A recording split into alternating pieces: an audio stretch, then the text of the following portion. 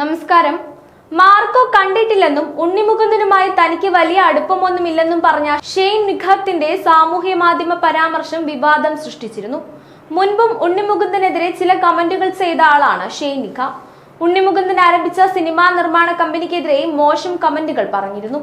എന്തായാലും ഉണ്ണിമുകുന്ദന്റെ Marco pan India വിജയമായി മാറിയിരിക്കുന്നു എന്ന് മാത്രമല്ല, ഉണ്ണിമുകുന്ദൻ മലയാളത്തിലെ മാത്രമല്ല അഖിലേന്ത്യാ തലത്തിൽ തന്നെ ഒരു സൂപ്പർ സ്റ്റാർ ആയി മാറിയിരിക്കുന്നു.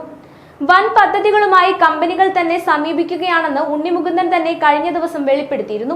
ഇതിനിടെയാണ് ഷെയ്ൻ നിഗത്തിന്റെ കമന്റിനെതിരെ സാമൂഹ്യ മാധ്യമങ്ങളിൽ വിമർശനം അണപൊട്ടിയത്. ഇപ്പോൾ തനിക്ക് മാർക്കോ തിരക്ക് കാരണം കാണാൻ കഴിഞ്ഞില്ലെന്നും വൈകാതെ കാണുമെന്നുള്ള പുതിയ കമന്റുമായി ഷെയ്ൻ നിഗം വീണ്ടും എത്തിയിട്ടുണ്ട്.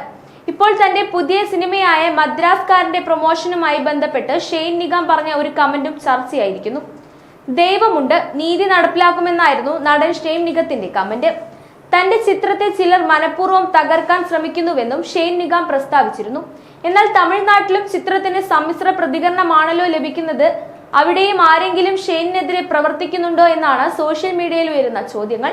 വാലി മോഹൻദാസ് സംവിധാനം ചെയ്ത ഷെയ്ൻ നിഗത്തിന്റെ തമിഴിലെ അരങ്ങേറ്റ ചിത്രമാണ് മദ്രാസ്കാരൻ. കലയരസൻ, നിഹാരിക കൊനിഡേല, ഐശ്വര്യ ദത്ത, കരുണാസ് എന്നിവരാണ് മറ്റ് പ്രധാന കഥാപാത്രങ്ങളെ അവതരിപ്പിക്കുന്നത്. മോശം തിരക്കഥ ഈ ചിത്രത്തെ ബാധിക്കുന്നുവെന്ന വിമർശനങ്ങളുമുണ്ട്.